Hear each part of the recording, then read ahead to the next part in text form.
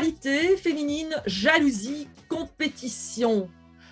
Eh bien, vous savez quoi? Je croyais que ces concepts étaient révolus grâce au féminisme et au développement depuis quelques années de cette notion, de cette qualité relationnelle appelée la sororité, valeur fondamentale de l'écoféminisme. Je suis moi-même facilitatrice de cercles de femmes et j'ai été entre autres formée par Miranda Gray, un peu la papesse des cercles de femmes.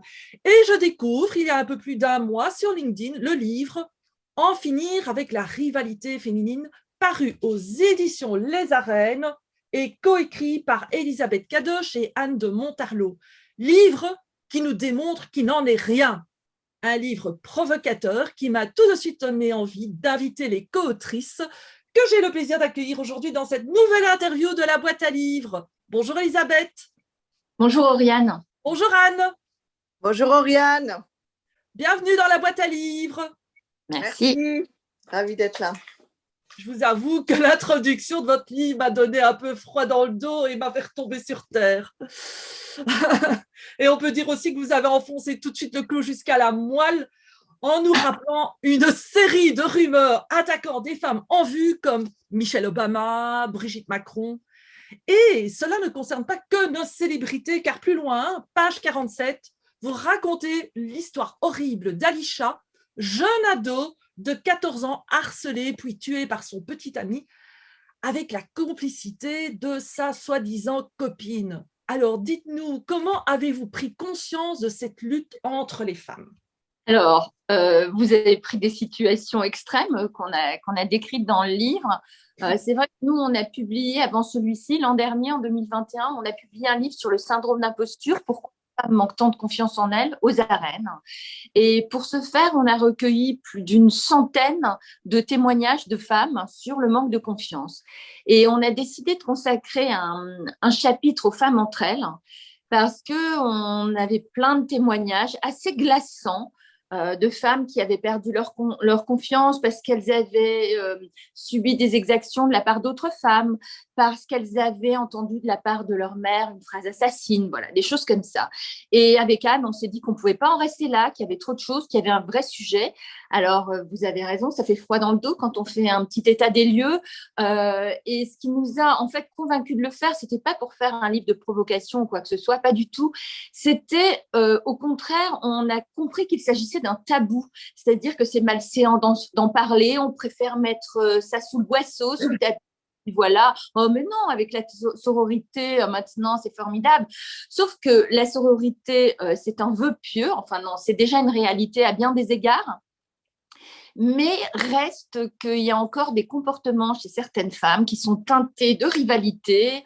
Et voilà, on s'est dit que c'était intéressant de creuser la question justement parce que c'était un sujet tabou et que dans une ère post-MeToo, il était essentiel de se poser des questions et de comprendre pourquoi on perpétuait cette rivalité. Et d'ailleurs, Anne et moi, on a fait notre petit nostra culpa. Hein. On n'est pas des saintes. Nous aussi, il nous est arrivé de bitcher, comme on dit, sur d'autres femmes. Donc voilà, c'était une réflexion et c'est tout ça qui nous a menés à ce livre.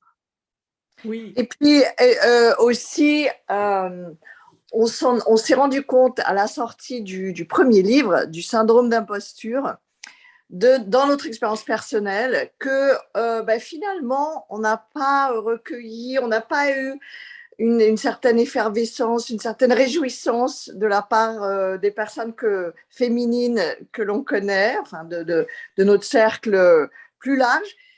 Et ça coïncidait un petit peu avec un des chapitres qu'on avait développé déjà, le chapitre 7, je crois, dans le syndrome d'imposture sur les rivalités au sein de l'entreprise.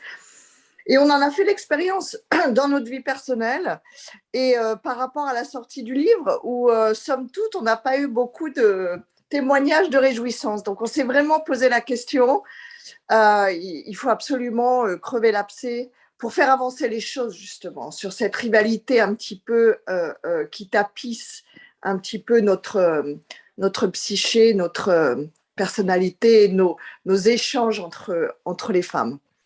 Oui, d'ailleurs, vous parlez à un certain moment de déni. Oh, bien sûr, bien sûr.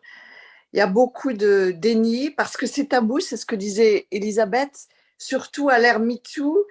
ça rentre vraiment en dissonance, alors que c'est présent au niveau, j'ai envie de dire, presque viscéral, presque épidermique.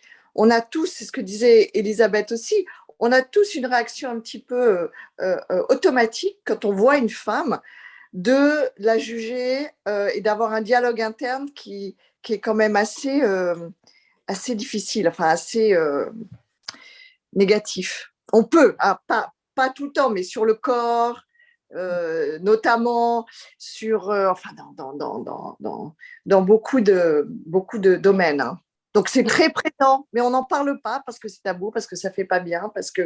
Donc, nous, on a vraiment voulu explorer tous les secteurs où ça s'illustre, malheureusement, tous les domaines. Oui.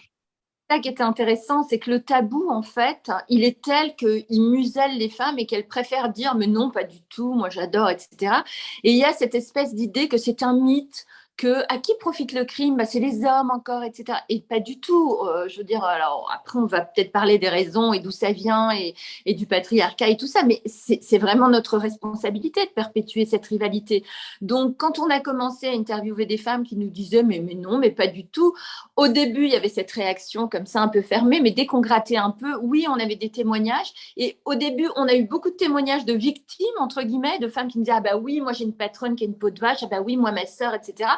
Mais on avait beaucoup moins de témoignages de bourreaux parce que, évidemment, qui va vous dire je suis jalouse de ma sœur, de ma meilleure amie, j'envie, je suis en rivalité avec une telle. Et puis, on a vu qu'on avait aussi le tabou dans le tabou suprême qui était des mères jalouses de leurs filles. Et ça, c'est épouvantable, quoi. Mais voilà, c'était bien d'en parler aussi. Oui, et je voudrais signaler aux lecteurs et lectrices que votre livre n'est absolument pas une brique indigeste, car il se lit très facilement, très agréablement, et qu'il est en plus accompagné de 11 pages de notes et de références. Et ça, je tenais à le souligner parce que ce n'est pas toujours le cas. Donc, c'est vraiment un livre, je dirais, fondamental.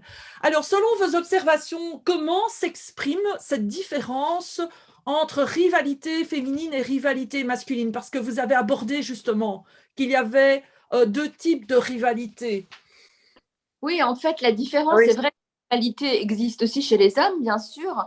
Et on s'est rendu compte que ça existait dès la cour de récré. Donc, les petits garçons, dans la cour de récré, ils se disent, ben, on va se battre pour le jouet, pour la fille, pour la place dans l'équipe de foot, que sais-je.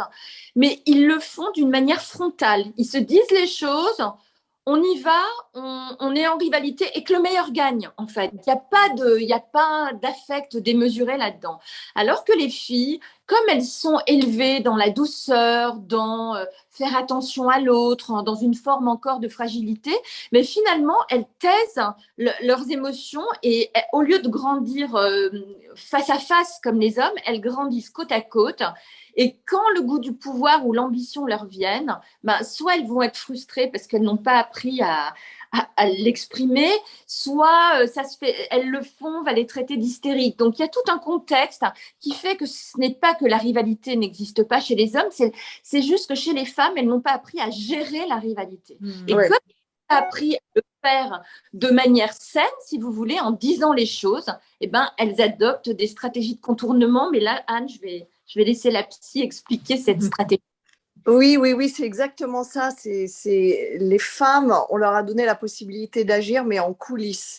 Donc, elles utilisent tout ce qui est attaque psychologique relationnelle, parce que les femmes sont très fortes dans ce domaine. Donc, ça ressemble, c'est beaucoup plus sournois. Ça prend la forme de harcèlement moral indirect, de rejet par le groupe, de commérage. C'est ce que les femmes utilisent. Donc, c'est absolument pas frontal parce qu'une fois de plus, elles sont muselées par l'éducation à exprimer la colère ou le désagrément beaucoup plus. Et puis aussi, les femmes, elles ont, pour être en rivalité, pour être frontales, non seulement elles n'ont pas reçu l'éducation par exemple, par rapport avec le sport, depuis des siècles, les hommes apprennent à perdre, apprennent à être en rivalité, en compétition, mais tout ça est en fait sain, alors que les femmes, beaucoup moins. Et donc, voilà, ça s'en mêle de cette façon. Donc, il faut absolument accepter la colère. C'est une émotion saine, normale, mais la gérer différemment. La gérer de façon beaucoup plus frontale et la déclarer. Le problème de la rivalité, c'est que les femmes n'ont pas appris à accepter ce qu'elles ressentent, à le déclarer. Et puis aussi, elles viennent de l'empreinte de la relation à la mère. Et la relation à la mère, les petites filles, c'est très fusionnel. Alors que les petits garçons, très vite, vers 6-7 ans, ils comprennent qu'ils n'ont pas le même corps que leur mère et leur construction est différente. Alors que les petites filles, et ça se rejoue quand elles sont beaucoup plus âgées, elles ont du mal, elles sont toujours dans cette tension de fusion et séparation. Et donc, être en rivalité, c'est beaucoup plus compliqué, c'est beaucoup plus caché. Mm-hmm. Alors que les petits garçons, c'est beaucoup plus ouvert. Ils comprennent, ils ont beaucoup moins de mal. Alors que, par exemple, il y a beaucoup de filles ou de femmes, pardon, dans leurs amitiés très proches, elles ont du mal à se disputer. Parce qu'il y a toujours inconsciemment cette tension de fusion et se séparer de la mère. Et ça a vraiment, il faut apprendre à avoir des discussions difficiles avec nos amis très proches. Et comme souvent on recherche de l'affect, parce que c'est très intime, c'est très proche, les hommes entre eux, ils parlent de leurs activités, ils ne rentrent pas dans l'intime, alors que nous, les femmes, on parle des heures, on s'appelle au milieu de la nuit, c'est beaucoup plus intime. Mais quand il y a des problèmes, on va vivre ça sous le prisme de la trahison. Ça va être un drame parce qu'on a des attentes qui inconsciemment font écho à la relation à la mère. Entre autres, il y a beaucoup de choses avec, il y a le complexe d'Électre, etc. Mais c'est beaucoup plus compliqué. Alors qu'il faut porter en nous cette ambivalence. On peut être dans la bienveillance, mais on peut être et aussi avoir de l'envie et de la jalousie et être en rivalité. Mais il faut l'assumer. Alors, pour rebondir juste en 2 mots sur ce que tu dis, Anne, quand tu définis cette agression indirecte et ce passif agressif, c'est vrai que dans les fratries, enfin, je devrais dire dans les sorories, l'idée d'avoir des sœurs, c'est comme un laboratoire pour ses amitiés futures ou pour ses relations avec les femmes futures. Parce que finalement, quand vous avez une sœur, vous devez partager l'amour maternel, etc. Enfin, c'est tout ce que tu dis sur la fusion.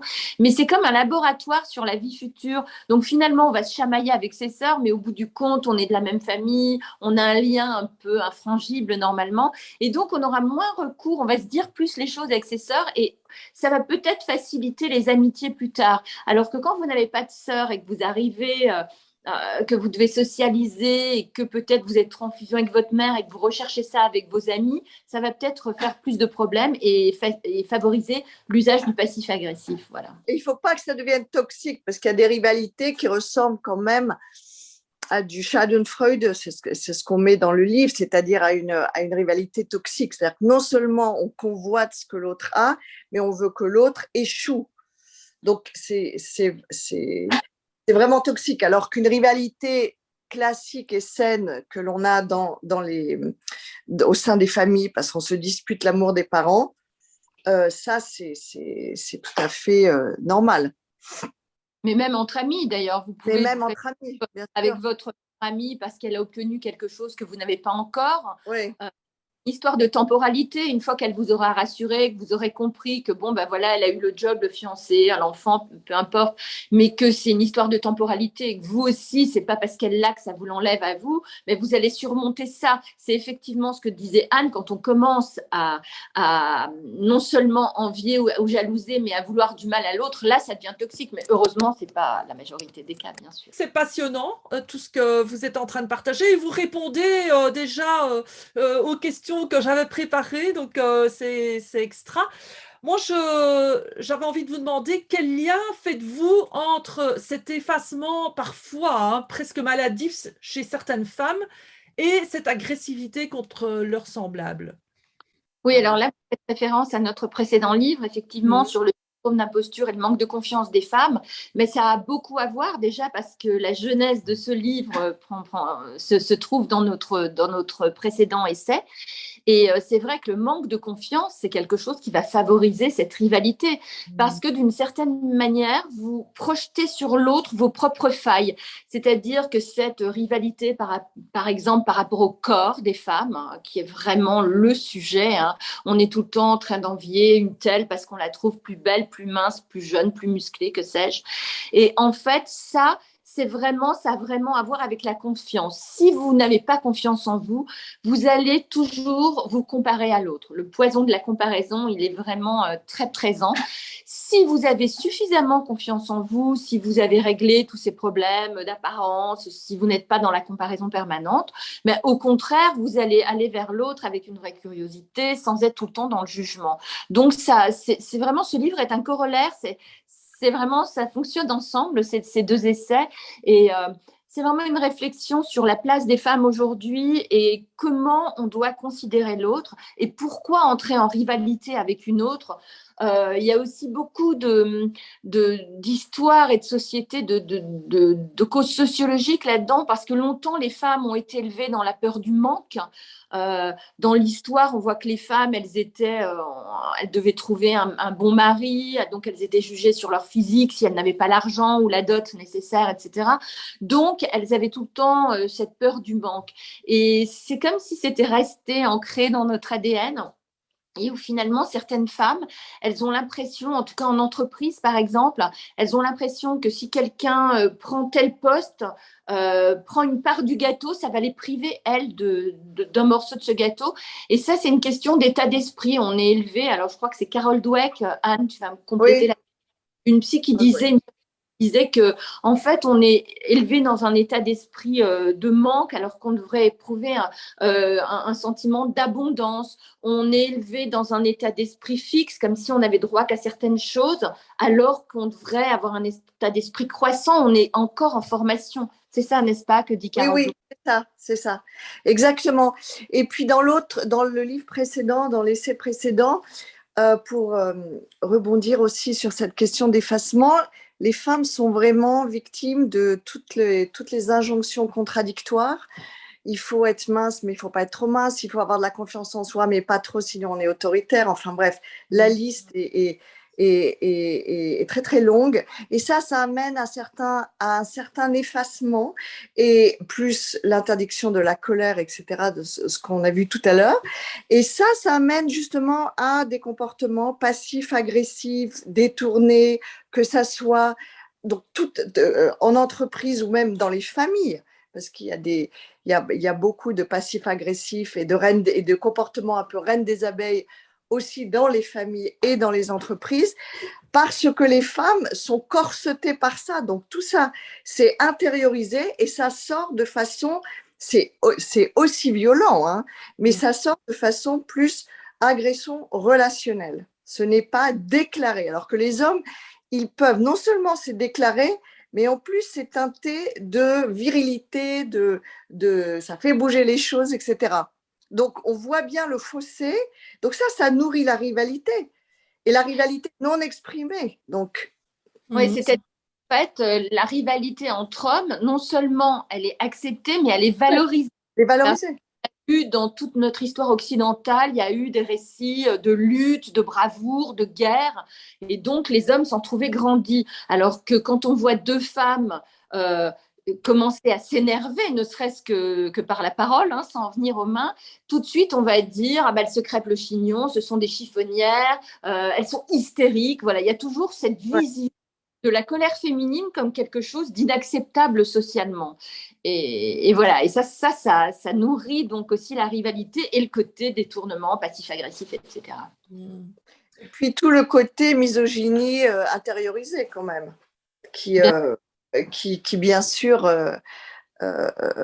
fait partie de la rivalité, parce que les femmes sont rivales par rapport à des critères très souvent masculins. Le corps, la beauté, le jeunisme, même la maternité, en partie, est un petit peu prise en otage par ces dictates. Donc, oui. Là, on parle de responsabilité. Nous, on a voulu écrire ce livre pour justement poser le problème, que ce soit beaucoup moins un tabou et qu'on commence à en parler pour agir différemment, pour prendre la responsabilité, pour comme disait Elisabeth, ne pas se défausser sur les hommes en permanence. Il faut voir un petit peu où est notre part de responsabilité pour changer les choses. Sur l'intériorisation du regard masculin, il y a une critique et réalisatrice britannique qui s'appelle Laura Mulvey, on en parle dans le livre, qui a théorisé ça et elle appelle ça le male gaze, c'est le regard masculin. Et c'est vrai que dans notre société, quand on regarde une femme et qu'on dit « Waouh, elle est super bien gaulée » ou je ne sais pas quoi, on adopte ce regard masculin et on intériorise les clichés, les stéréotypes sexistes, malgré nous parfois. On avait interviewé pour le premier livre, on avait interviewé pas mal de RH femmes. Et elle nous disait, mais d'une manière très naturelle, bah oui, moi, quand je cherche un poste à compétences égales, un poste de quelqu'un qui doit avoir 35 ans, je vais faire un homme. Alors on dit, ah bon, mais pourquoi? Oh, parce que vous comprenez, 35 ans, les femmes commencent à avoir des enfants ou ont des enfants petits. Bon, bah, les hommes, et puis quand nous, on travaille pour des boîtes internationales, s'il faut partir à l'étranger, c'est plutôt les femmes qui suivent leur mari. Et là, on leur faisait réaliser que c'était complètement sexiste de dire ça, même si la société est encore un peu comme ça. Quand votre enfant est malade à l'école, souvent on va appeler la mère, on ne va pas appeler le père, comme si c'était naturel. Donc, il y a cette intériorisation de ce regard masculin, de ces clichés sexistes qu'on perpétue malgré nous. Mais absolument, même entre la mère, on a des vignettes dans le livre, une mère avec sa fille qui jalouse intérieurement, enfin c'est le tabou dans le tabou, sa fille qui est, parce qu'elle n'arrive pas à rentrer dans les vêtements de sa fille qui a 15 ans et qui l'engueule. Parce que bien sûr, c'est le rapport à l'âge qui passe, à la ménopause, etc. Mais tout ça, c'est des critères masculins, le jeunisme, etc. Enfin, en partie, la jeunesse. Oui, et j'ai été fort surprise d'ailleurs de lire que les femmes préfèrent travailler sous les ordres des hommes. Oui. Alors que l'on dit que les femmes dirigeantes sont réputées pour leur sens humain, mais je pensais au harcèlement sexuel au travail, donc c'est un peu comme si c'était entre la peste et le choléra, là, vous voyez? Alors, en fait, oui, on a ressorti deux études qui nous montrent effectivement, il y a une étude qui disait qu'il y avait que 52% des hommes préféraient travailler pour un homme, donc c'est à peu près 1 sur 2, et 63% des femmes. Et c'est vrai que ce chiffre nous a interrogés. Mais en fait, quand on est allé un peu plus loin, on a retrouvé une étude de UCLA, l'Université de Californie à Los Angeles, une étude menée par Kim Elsesser en 2011, bon, c'était avant MeToo, mais qui disait, oui, les femmes, elles préfèrent effectivement bosser pour des hommes parce qu'elles voient les autres femmes comme des garces, comme des femmes qui n'ont pas de sang-froid, etc. Mais là, une fois de plus, ce sont des clichés intégrés, mais je pense qu'il y a un petit peu les deux et on est en train d'assister quand même, parce que notre dernier chapitre donne des solutions, est un peu ouvreur de ciel, on est quand même en train d'assister à un changement de paradigme. C'est-à-dire qu'il y a des femmes qui sont dans l'entreprise et qui effectivement sont humaines, etc. Mais ça venait aussi pendant longtemps, tu en parlais Anne tout à l'heure, du Queen Bee syndrome, du syndrome de la reine des abeilles, c'est-à-dire ces femmes qui arrivaient dans l'entreprise, qui étaient très rares. Et donc, comme elles une ou deux et qu'elles avaient le pouvoir, elles voulaient régner sans partage. Donc, elles s'étaient battues pour arriver là, dans ces hautes sphères, et elles voulaient surtout pas partager. Mais ça, c'est dû au manque de femmes dans les hautes sphères, justement. On est la moitié de l'humanité. En France, par exemple, enfin en Europe, oui, le chiffre est européen, on est autant, sinon plus diplômés que les hommes, et pourtant on retrouve que 24% des femmes. Donc tant qu'on n'avait pas de représentation des femmes à des postes clés, ben, c'était difficile d'assumer cette ambition, etc. Et nous, heureusement, dans le livre, à la fin, on a interviewé des femmes comme Nathalie Ross, par exemple, qui est une super patronne, qui a été au COMEX de L'Oréal, qui est maintenant chez Ecaterra, je ne sais pas bien le nom, enfin, ce sont les thés, vous savez, elle travaille pour le thé. Et en fait, quand on a plus de représentation de femmes qui dirigent, on ne se pose plus la question de, ben tiens, moi aussi je peux diriger, ou tiens…